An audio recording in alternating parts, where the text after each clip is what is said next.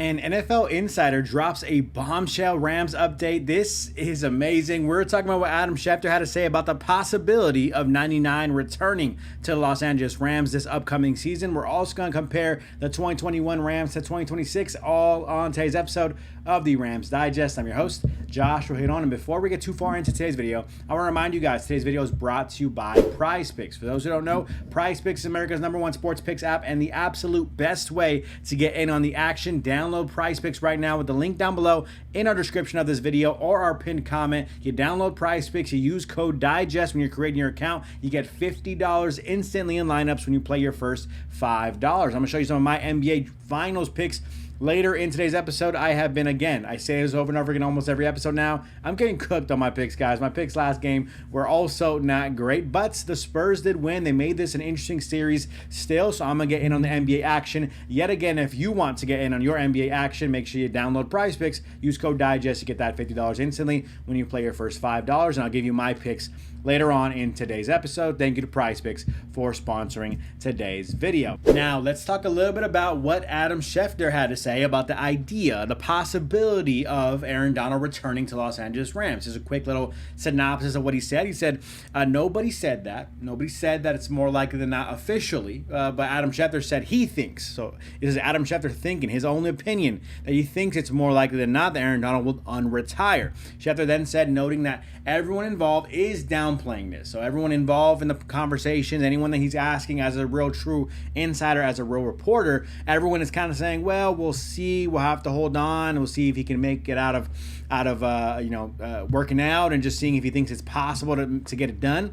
But Adam Schefter does feel like because of the team that the Rams have and everything else that's set up for the Rams around the 2026-2027 season, he believes, it is his Adam Schefter's expert opinion, that Aaron Donald's more likely to unretire than not unretire, if that makes any sense. So Donald Watch will become a big part of the training camp news cycle unless someone involved throws cold water on it. I mean, honestly, the only person I could see that could really throw absolute freezing ice cold water on it would be Aaron Donald himself. If he came out and just said it's not happening, this is not going to go down, I am not going to unretire, that's the only thing that can kind of make this make us stop talking about this. But here's just a tweet here from Adam Schefter. He posted a clip of him talking on a podcast discussing why he believes it is really more likely than not that Aaron Donald comes out of retirement. Now, we'll break down the full quote in a second because I did kind of briefly go over that just so you guys can really understand what Adam Schefter was saying. But I just want to touch on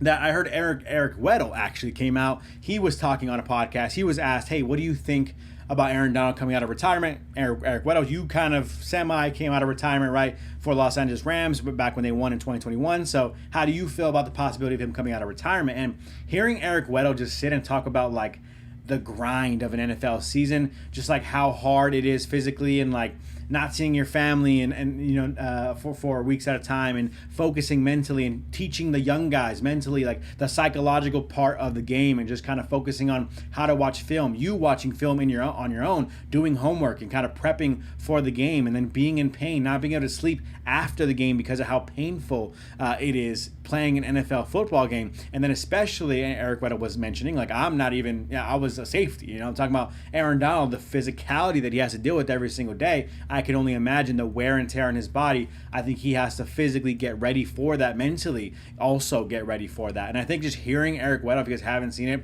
look up Eric Weddle just kind of talking about a potential return for Aaron Donald. And it honestly makes me feel like, I never want to play football, and I don't know how Aaron Donald would ever want to play football again, because Eric Weddle was being very real about it. He was saying, this sucks. This is not fun. And obviously the millions of dollars is why we do it, and that helps. And the love of the game is why players do it, and that obviously helps. But it sucks. It's hard. It's painful. And for Aaron Donald to be removed for so long, the mentality to kind of flip a switch and get back into it, it's just not as simple as putting the helmet and pads on and going and playing football. I think that is very, very important to know here for just a human perspective, right? We're talking about Aaron Donald like he's this like superhuman person and entity, and he kind of is. It feels like he is superhuman at times, but at the same time, he is still a human, has to deal with the mental side of things of the game, and I think we have to consider that when we're thinking about the possibility of Aaron Donald returning to the NFL at the age of 35. So Adam Schefter, though, he says, I think it's more likely than not that he'll be back. Now, nobody said that.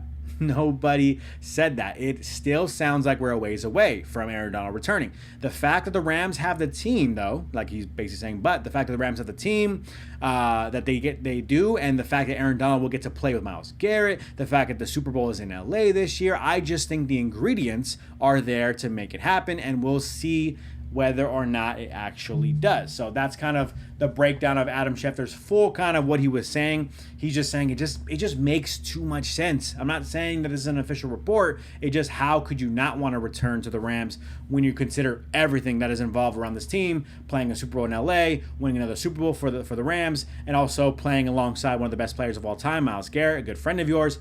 That's why it feels like so compelling for Aaron Donald to return, why he feels like it's so likely that Aaron Donald will return potentially. So we'll wait and see on that, but I'm curious as to how you guys feel. I know we've been talking about this for quite some time now. It might be tiring for some people to hear about this, but how do you guys feel now that Adam Schefter has said this, an expert in his field coming out and saying it's more likely than not to happen? How do you feel about it? Do you still think the Rams will sign Aaron Donald? What is your likelihood and the possibility? Give like a percentage in the comments.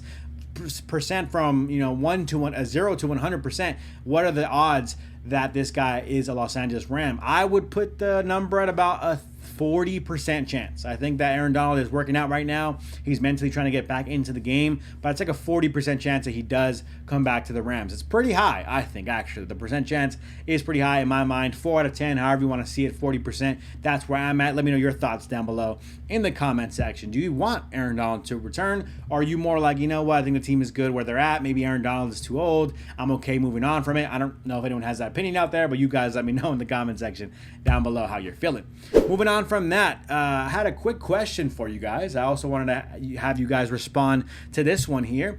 Payday Fantasy on Twitter says, be honest, which Rams team is better? The 2021 to 2022 Rams, the Rams that won the Super Bowl, by the way, or the 2026 to 2027 Rams, this year's upcoming Rams with Trent McDuffie, with Myles Garrett, with Stafford and Devontae and Puka and Kyren and company? Who had the better squad? Obviously, you had Aaron Donald and Jalen Ramsey back in the day. That's now turned into Myles Garrett and Trent McDuffie. It's a kind of a good era to be a Rams fan right now for sure. But I'm curious what you guys thought. How do you guys feel about this conversation? If I do look up some numbers and really think about the comparison here, the 2021 and 2022 Rams, refresh some memories out there, okay? They went 12-5, but they actually were a number 4 seed in the NFC. So they weren't even a number 1 seed. They went 12-5. The Chiefs went 12-5 in the AFC. The Tennessee Titans back then went 12-5. Wow, they've kind of come a long way from here, right? From there, right?